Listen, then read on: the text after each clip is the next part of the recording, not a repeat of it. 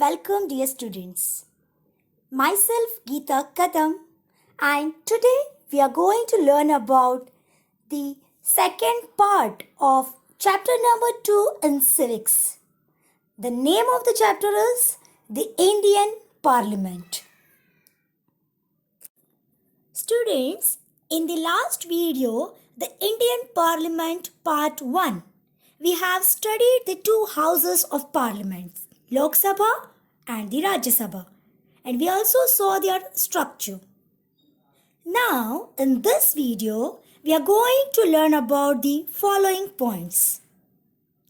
First one is functions of Parliament. Second point, Speaker of Lok Sabha. Third point, Chairman of the Rajya Sabha. And fourth point, how does the Parliament make a laws? So, let us start.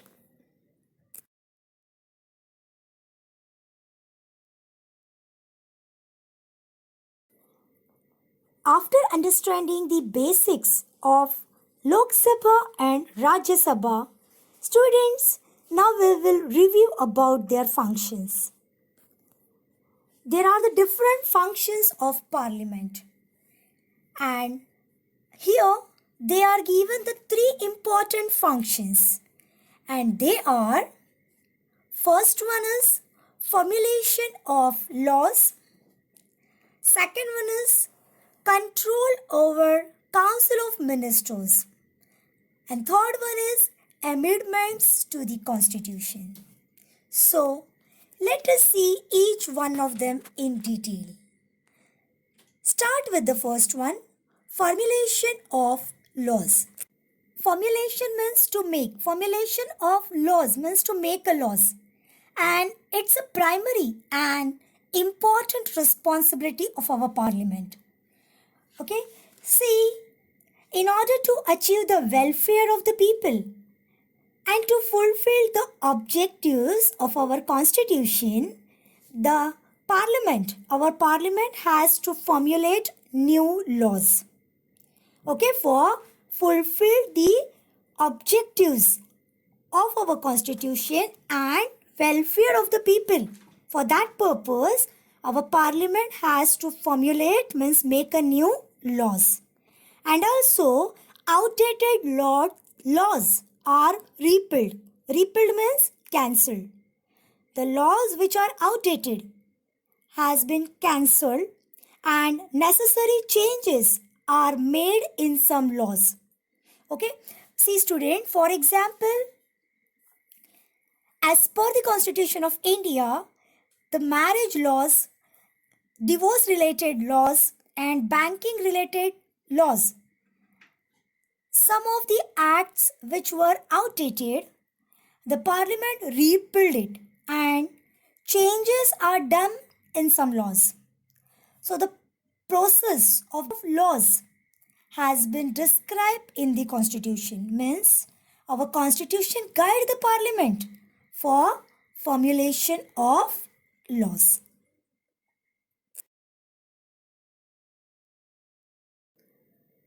The second important function of Parliament is to control over Council of Ministers.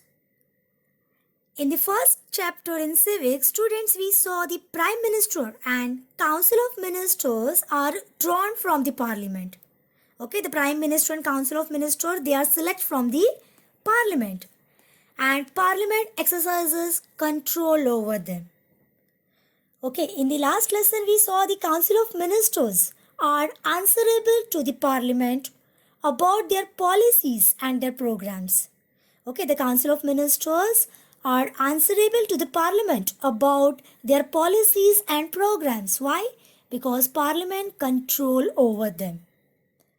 Okay, it is a responsibility of Parliament that to supervise whether the Council of Ministers are work as per the Constitution or not. And there are the multiple ways through which this control can be exercised. Okay, within different ways, Parliament control on Council of Ministers. It is a responsibility of the Parliament to see that the Council of Ministers does not disregard the Parliament. Disregard means neglect. Okay, it's a prime responsibility of the Parliament to see that the Council of Ministers does not disregard means neglect the Parliament and functions under its supervision. Now the third and the last function of Parliament, which is important, and it's a amendment to the Constitution. Amendment means change. Amendment to the Constitution means changes in the Constitution. How? See students, Parliament decides whether to make any amendment to the Indian Constitution. And the Constitution Amendment Bill is considered to be an important bill. See student, the Constitution Amendment Bill is considered to be an important bill. Before amendment to the Indian Constitution, the Parliament discussed why the amendment is required and also decides whether to accept it or not. Okay, firstly, the Parliament discuss why that amendment is required, why it is must, and then they decide whether it will be acceptable or not. And then see students, the Constitution mention the various ways of amending the Constitution. Okay, our Indian Constitution, they mention the different ways of amending the Constitution. And there are the three ways they are given. Okay, first way is few provisions in the Indian Constitution are amended by simple majority of the Parliament. Means with a simple majority the changes can be done. Now the second way is some provisions are required special majority of the Parliament. Special majority means nearby 2/3 of the majority they needed for the changes. And the third way is few other provisions are amended by special majority plus consent from more than half of the constituent states. Means some of the provisions or changes they can be done with special majority beside the consent from the more than half of the constituent states. Means more than half of the states support that amendments. So these are the various ways of amending the Constitution. See students, here we saw the three important functions of the Parliament. Now let us see the next point, Speaker of Lok Sabha. Speaker of Lok Sabha. In the very first meeting after the elections of Lok Sabha, the members of Lok Sabha elect one of them as a speaker and one of them as a deputy speaker of Lok Sabha. The Lok Sabha functions under the guidance and the control of the speaker. Means speaker control and guide the Lok Sabha. The Lok Sabha represents the citizens and the speaker represents the Lok Sabha. Okay, Lok Sabha represents the citizens, we, and the speaker represents the Lok Sabha. After getting elected as a speaker, the speaker has to conduct the business of the house in an unbiased manner. Unbiased means student impartial. Okay, the speaker has to work with impartial manner. Lok Sabha members have some rights and some privileges as the representatives of the people. See, the member of Lok Sabha, they are our representatives. So they have some rights and privileges. These rights and privileges to take care of it, it's also the duty of speaker. Then apart from this, speaker has to maintain the decorum and dignity of the house. Decorum and dignity of the house means speaker has to keep maintaining the respect and prestige in the position of the house, as well as it interpret the rules of daily functioning of the house and work accordingly. Now students, do you know who is the current speaker of Lok Sabha? Om Birla. Om Birla, it's a current speaker of Lok Sabha. He is belonging to the BJP party, Bharatiya Janata Party.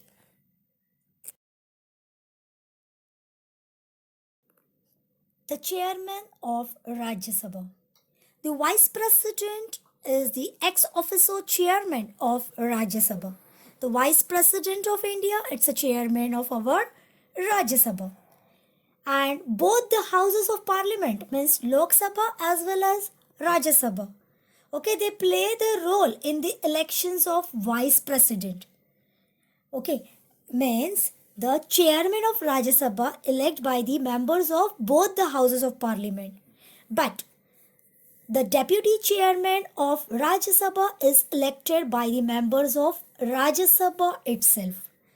The chairman of the Rajya Sabha elect both the houses, but the deputy chairman of Rajya Sabha elect by the members of the Rajya Sabha itself. Now students, the chairman exercises a control over the functioning of Rajya Sabha. Beside that, chairman also maintaining the discipline in the house, facilitating discussions and giving members a chance to speak. Now,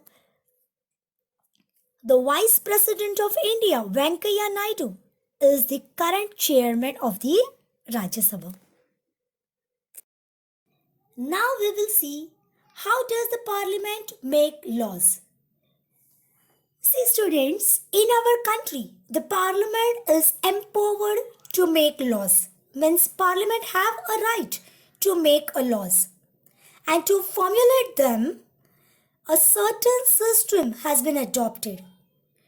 As per the constitution of our India, there is a particular system has been adopted to make a law.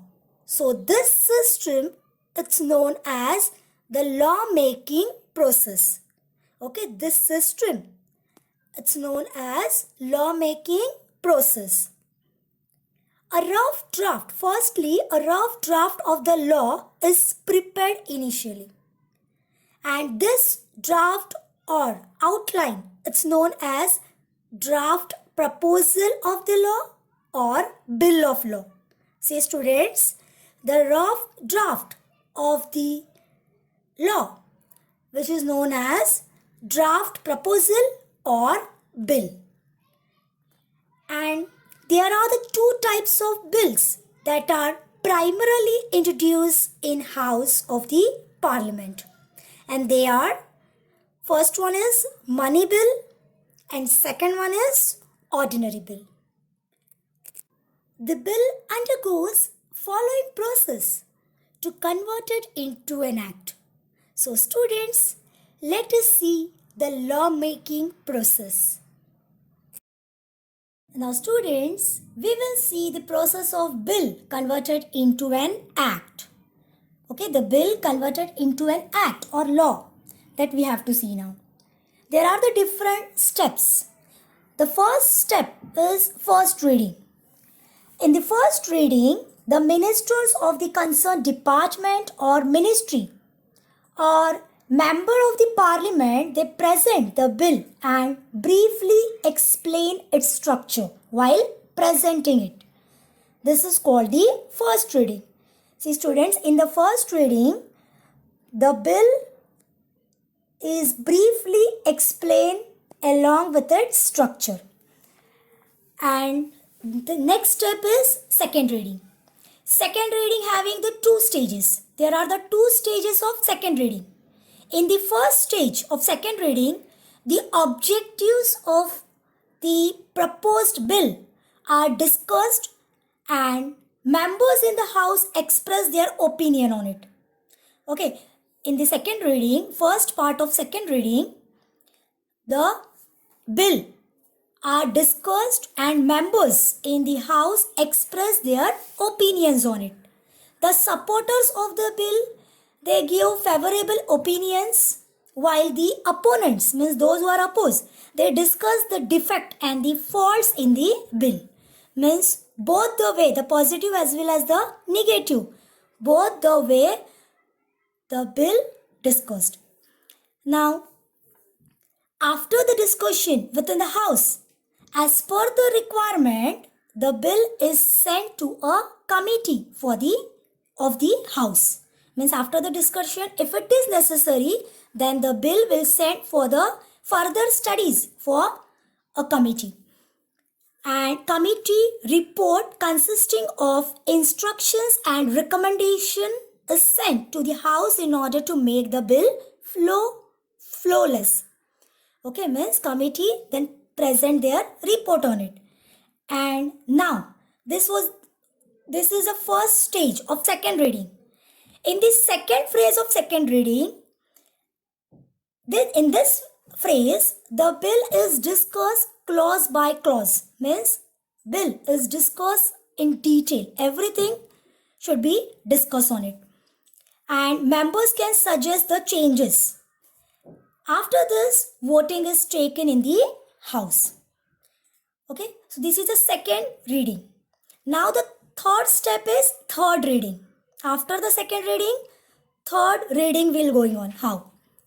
The bill is discussed briefly again during the third reading. Okay, in the third reading, the bill is discussed briefly again.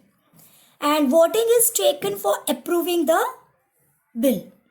And if the bill gets an assent by the required majority, then the bill is considered as passed by the house. If the bill get majority, then it should be passed by the house. And now the bill move towards the next house, means Rajya Sabha. Okay, this first reading, second reading and third reading, when it was completed in the first house of parliament, means Lok Sabha, then the bill undergoes the same procedure in the Rajya Sabha. Means all three readings, first reading, second reading and third reading, again happen in the Rajya Sabha. After getting an approval by both the houses, the bill is further sent for assent by the president. Okay, after the approved by both the houses, the bill now sent to the president. And if there occur a differences of opinion between Lok Sabha and Rajya Sabha over a specific bill, so the future of this bill is decided in a joint meeting of both the houses. Means students, if the differences about the opinion of Lok Sabha and Rajya Sabha, then the future of this bill is decided to the joint meeting of both the houses. The Lok Sabha and Rajya Sabha's joint meeting will held, and that meeting they were decided about that, or they are taken the decision about that bill. And after the final assent, the signature of the president, the bill now converted into the law, and like that the law is made. So student, these are the different steps of lawmaking.